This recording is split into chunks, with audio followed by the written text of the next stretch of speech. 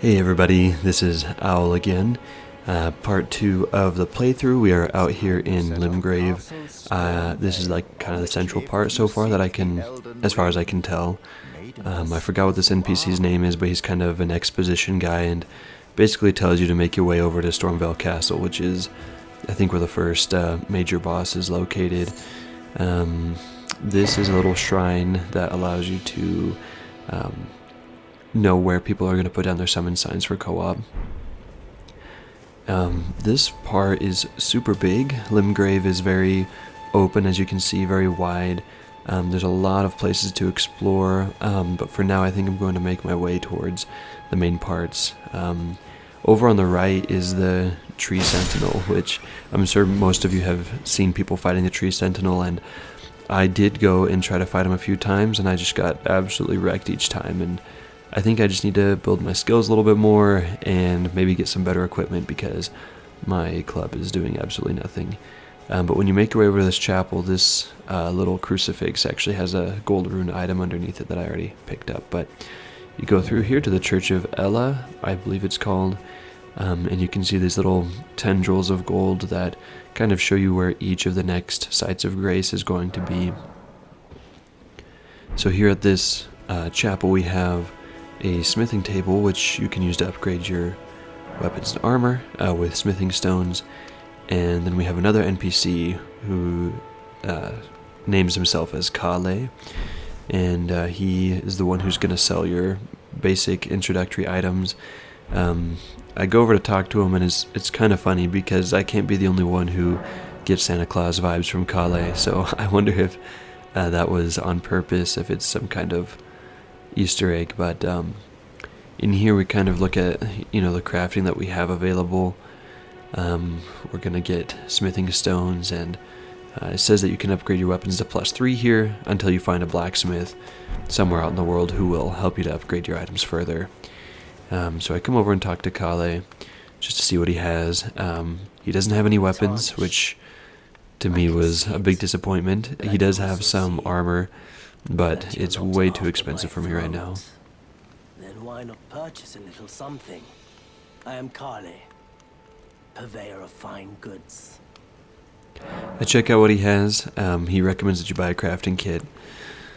I am of a nomadic people, selling wares as I travel. The land has been tainted by madness since the shattering of the Elden Ring. It's only tarnished like yourself, who keep things from drying up entirely. Let's say you're a very welcome customer. You know, if you can spare the runes, you should buy yourself a crafting kit.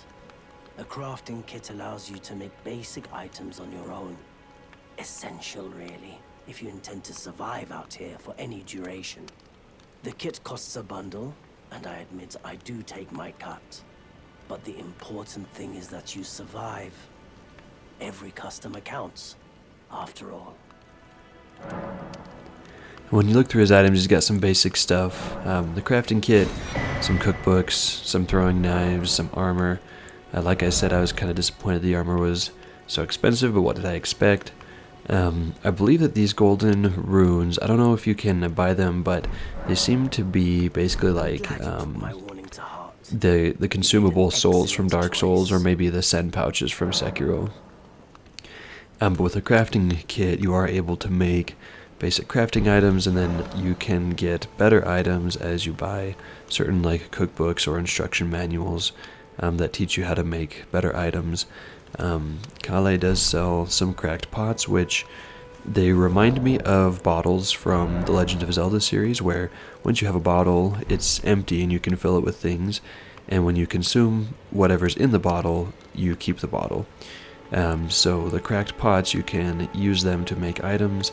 And once you use the cracked pot, it only has one use, but then you keep the container so that you can, make more items and things like that.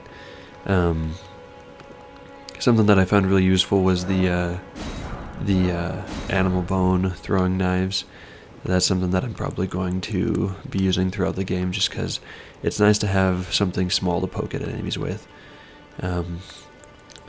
Anyway, so I know that there's tons to explore out there. There's probably going to be a lot of consumable items, and I think that items are going to play a pretty big role in combat in Elden Ring. I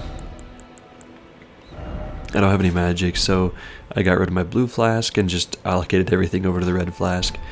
And so from here, I go to explore a little bit throughout this area. Like I said, it's really big, and there's a lot to see and a lot to do.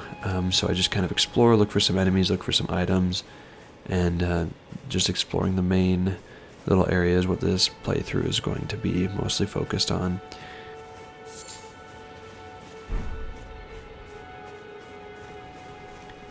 Something so far that I've noticed about the game is that it is a little bit brighter, like a little bit more colorful than Dark Souls is. I'm sure that there'll be plenty of nasty monsters to fight and plenty of spooky, scary areas to go into. But at least in the open world, although there are things to fight and kind of the undead people roaming around, it's pretty colorful. You have, green grass, blue and gold skies, plants, and animals with armor that is colorful. And I kind of like I really like the visuals of Elden Ring. I'm playing on the Xbox One, and so the graphics probably aren't as good as they would be on the next gen consoles or PC when those come out, but it does look beautiful, and I think that they actually have improved from Dark Souls 3, at least on the way that it looks. I know that there's some people who are maybe a little bit upset about recycling of models and recycling of movements and things like that. But I think that it looks better and it still feels like a FromSoftware game. And I'm sure that they will improve, like I said, with the other consoles, and with future games they'll probably have even more upgrades, to the visuals, of course. That was a little cool thing. So apparently, if you kill groups of enemies, or maybe certain groups of enemies, then it will refill one of your flasks. And I think that they did this to make it so that while you're running around in the open world, where you might be far away from bonfires, you don't have to keep going back and resting every time you get low because you're afraid of dying. So you can go, and if you're rewarded for taking on groups of enemies, and it encourages you to keep exploring instead of venturing out and then coming back to the site of grace every single time you need to restock your flasks. I haven't figured out what to do with the feathers yet. I went and killed a couple of the eagles to get some feathers. Don't have a recipe for crafting for them yet.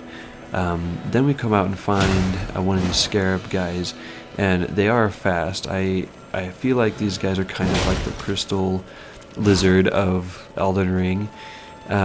So I take a couple whacks at them, and once you kill them, what it says is that this one is a teardrop scarab, I think. And so when you kill them, they refill a flask. So again, just another way that you can continue to explore. Down the hill, there was a little ruined chapel, and there is a Shrine of Marika, which leads me to believe that if you die in this area, you will probably reset to that Shrine of Marika. But I go through and I find a group of, I think they're Godric's soldiers. I think they have a lion crest on their uniforms, but I just like how the world feels like it. So with Dark Souls 3, the game felt like it had been in this decaying state for hundreds or maybe thousands of years. Everything was all, destroyed and decrepit, and with this game, yes, there is some of that aspect of old and broken and ancient kind of decay, but at the same time, when I see soldiers like this huddled around a broken carriage and walking around scavenging amongst these ruins and piles of garbage, it kind of makes me feel like what has happened here is pretty recent. I don't know if it makes sense, but the world kind of feels a little bit more lived in and alive than Dark Souls 3 did, at least to me.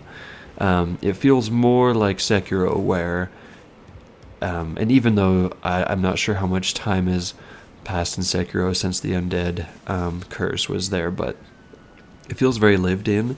You know, there's buildings, there's roads, there's paths through a world that seems like it may have just recently, you know, succumbed to whatever kind of plague they're facing. So to me, Elden Ring seems like, even though you have grass and vines and things growing on ruins, it doesn't look as old to me, which I kind of like, that it feels like we're at the beginning of something rather than at the end of something.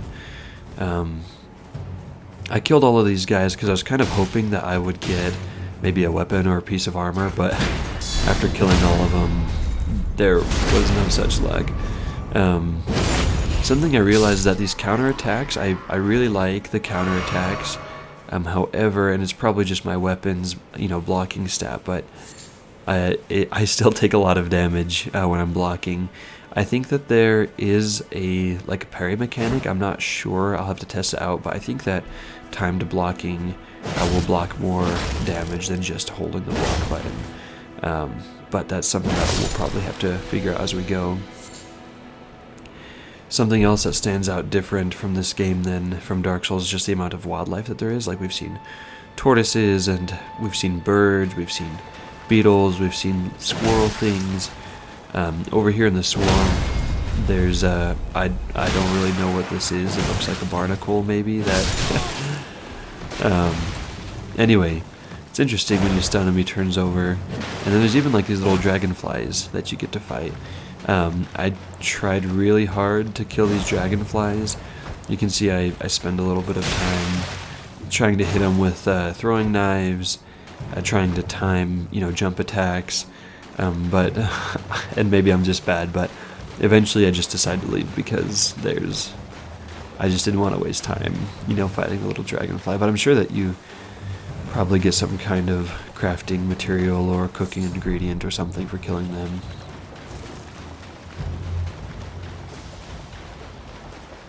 From here, even though back before when I was killing the soldiers, I did see a cave, which I assume is some kind of legacy dungeon, or maybe the way forward into Stormvale Keep.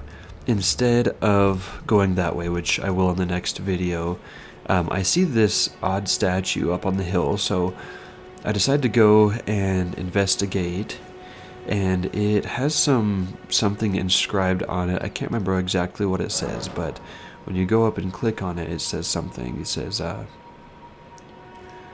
guide and gatekeeper for the, something, tarnished returning to roots. And I see this little tendril of, I don't know what you would call it, but like the spiritual essence that is kind of pointing towards something.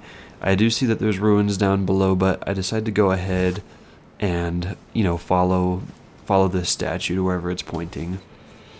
And this is something that's very charming about Elden Ring, is that it seems that, and of course they said it was going to be set up this way, but there's legacy dungeons, there's little side dungeons and areas that you can explore that don't actually have anything to do with the main quest, but you get rewarded for exploring those areas.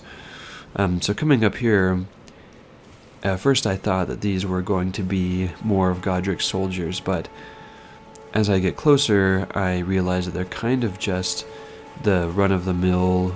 I don't know if they're called hollows. I think they're just, you know, some undead nobles. But going through here and exploring, I realize that they're not actually anything to be scared of. And coming up, I see this door, which I believe is what the statue is pointing to.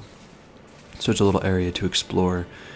So I decide to go through and take out these guys to see if I can get any loot or maybe extra runes to buy something later on.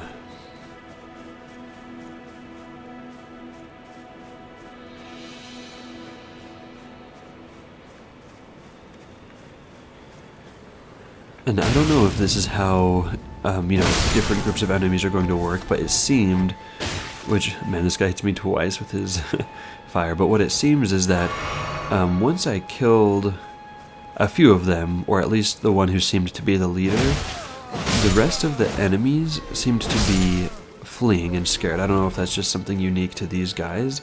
These ones didn't try to attack me, and you can see when I come up to this guy, I think he's going to fight back, I think he's going to attack, but instead he turns and starts running away, which enemies in Dark Souls, you would never see them just like turn and run away. So after clearing out that group, I go and pick up some loot. I just get some rune fragments, which I guess you'll just sell for more runes. And I started to kill these guys, and I don't know if it's just because of the direction that I came in and the way that the ground was shaped, but I almost feel like these little squirrel guys were leading me to the door. So like, perhaps, even if you didn't find that statue, maybe these guys, these animals, can act as like a guide to different areas, secret areas that you can find and explore. I don't know if that's true, but I just thought it was interesting that they went right to the door of this little area. Once I push it open, I go inside, and this, I don't think, it's called Stormfoot Catacombs. So this is underneath, of course, Stormvale Keep, or Stormfield Keep, whatever it's called. And that's where we're going to end the video.